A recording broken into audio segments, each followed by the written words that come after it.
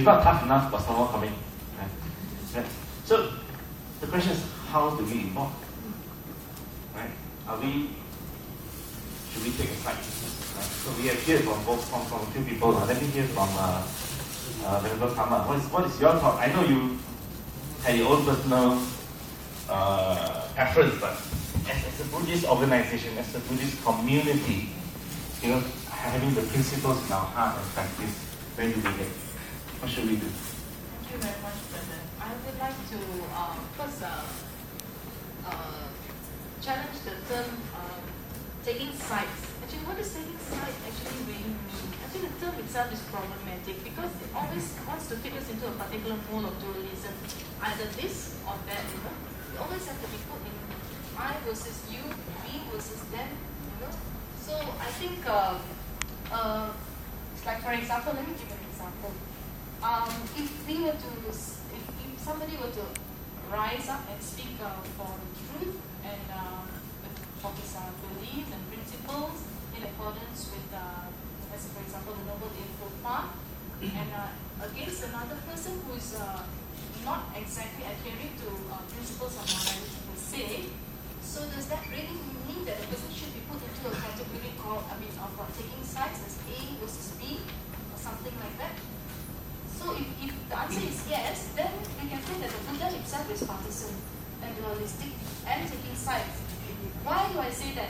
Because Buddha is said to be a social reformer. Correct me if I'm wrong. I would like to think so.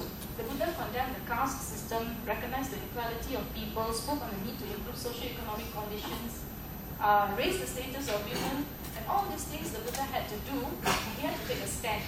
So that if he takes a stand for women, does that mean that he hates men? Is he against men? So I find the very idea of taking sides quite problematic.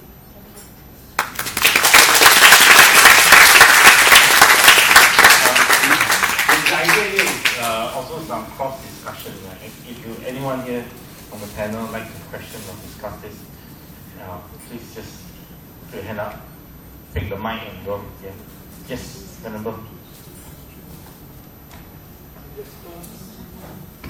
In response to my neighbor, immediate neighbor who just spoke, I disagree because the Buddha, per se, he had an agenda. And his agenda was the agenda of happiness. And in that, he had an ideology which he took us towards realization. And he understood that all actions we do in society, in the world, in samsara, is connected to Nibbana. And this is profoundly being concluded that there can be no nirvana without samsara, the world. You cannot get out of the world without being in the world. Thank you.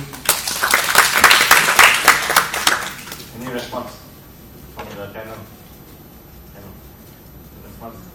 Okay, I think this is, very funny. Just now talking about dualism. Just have the thought. Not the thought. My understanding is that when we talk about get above the dualism and so-called transcend. Okay, transcend the dualism. Okay, that only be possible when we are in the stage of nirvana. But when we come to the social or actual life, we face dualism. But how are we going to deal with that? That we come to so-called wisdom. Thank you. So how do we deal with that? How do we do that? This is my question. Okay, if we are using, based on the Buddhism, we will come to the point so-called right knowing, or so-called mindfulness. Another way is we have to know the things correctly based on what? Based on the Buddha's teaching. Only when people start to understand what is right or wrong, then we will be able to deal with this means the acrobat tourism.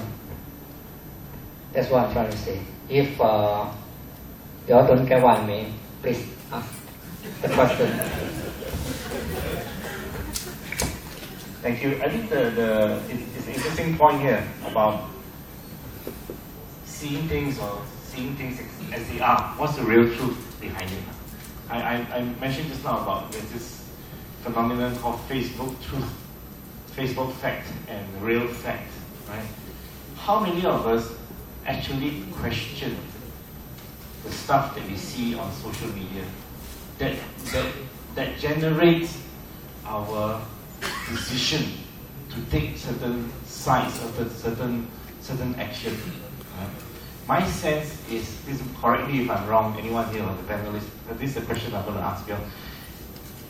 My sense is that a lot more people are taking bits and pieces of information, getting worked up with it, okay, and then, yeah, this is right, that's wrong, and we make a stand without questioning, right? And when I respond to some of the first Facebook posting and questioning, I get blamed for being on the other side again, right? So the question is that now we talk a lot about seeing things as they really are. As a Buddhist, Buddhist leaders and Buddhist organizations, how can we help contribute to helping our citizens, our community, see things clearly, to make decisions? Okay. It's open-ended. Anyone want to take a step with it? Yes. Sure. My 2 cents worth on this issue of Facebook. There's this accusation, like Brother Sun said, people tend to generally get worked up, very emotional by the things that are put up on Facebook. My take on this is this: there is a general dissatisfaction amongst the population with regards to the mainstream media. One. Now, having taken this into consideration, taking this into context, there is this alternative media where there is an instantaneous response by the person to a given situation. It sort of gives the person using the alternative media to respond and give his or her take on a given issue. Now, the mainstream media is such that there is no such feedback, and you have to take for whatever it's worth. If the government or whatever the powers that be say tomorrow toll prices will increase by 30%, you will read the newspaper tomorrow, everybody interviewed, oh, it's a very wise decision by the government. It encourages the economy, it promotes well-being, and every other quotation will be something in support. And the minority will be somewhere at the bottom there.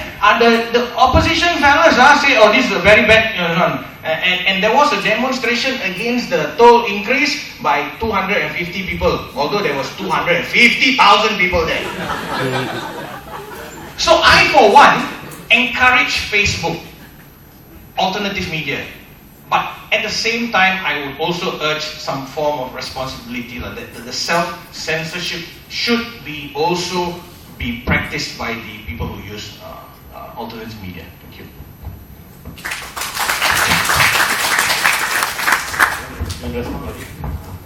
Back to what Brother Sun has asked earlier.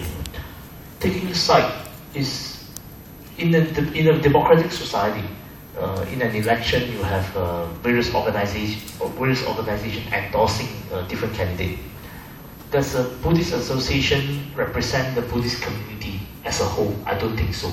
I think in a democratic society, we should allow people to take side because they don't represent the whole community. They are just individual, and we recognize that everyone has their right to voice out. But anyhow, coming back to the question of information, credible sources, I tend to agree with Mr. Nathan that it is time for us to look at media reform. It's time for us to look at media reform. It's time for us to look at how to actually have credible sources in the society. I mean, there's no point to blame people on Facebook because they are just individuals and they are just making, I mean, because the society does not have, as a whole, does not have a good grounding in civic education. And therefore, when everyone is so enthusiastic about politics and everyone become instant commentator, instant politicians, instant coffee shop MPs, the gap of knowledge is where perhaps I think Buddhist Association, perhaps everyone can actually try to fill in the years to come. I think in the years to come, it's our responsibility to build the knowledge base for everyone to be an effective citizen, to be a citizen armed with knowledge about the system, armed with the knowledge about policies.